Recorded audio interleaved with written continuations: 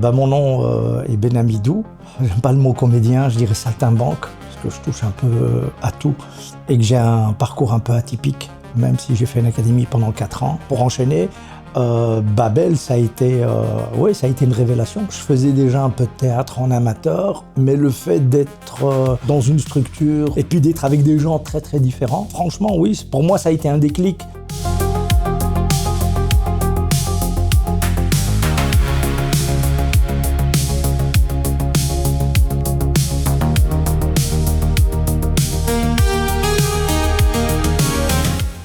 Oui, parce que c'est assez paradoxal. Je dis en rigolant toujours, j'étais une des seules merguez d'origine méditerranéenne ou maghrébine. On était très peu, mais je me sentais complètement, entre guillemets, accepté par le groupe. C'était génial. C'était nouveau pour moi. Parce que lorsqu'on entame un processus artistique avec des personnes, on est ensemble. C'est vrai qu'à l'époque, c'était moins diversifié. Des écoles qui venaient de loin, pour nous, c'était le bout du monde. Moi, j'étais de Mollum, donc il y avait des écoles d'Ucle. On trouvait ça génial de se rencontrer sur un projet artistique. On est parti en stage avec Jacqueline.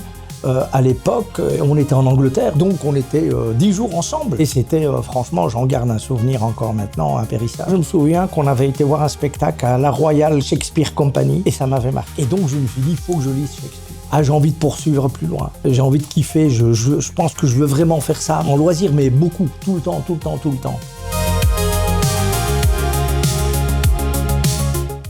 Je pense que pour certaines personnes, je le dis vraiment sérieusement, ça peut sauver des vies, mais vraiment, ça peut sauver quelqu'un. Parce qu'une rencontre, une reconnaissance, une valorisation, le fait d'être applaudi, le fait d'être reconnu, le fait de parler de choses qui nous sont intimes. Et donc, ça peut créer vraiment des choses extraordinaires. C'est à l'image de la Belgique et de Bruxelles plutôt. Une véritable marmite bouillonnante, vraiment de toutes les nationalités, de toutes les cultures, et c'est génial. Pour moi, c'est ça le vivre ensemble. C'est partager un projet en commun, dans ses différences, mais avec un même objectif.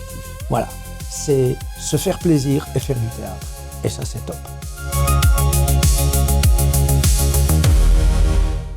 J'ai eu la chance, à cette époque-là, de rencontrer ce que j'appelle des compagnons de route.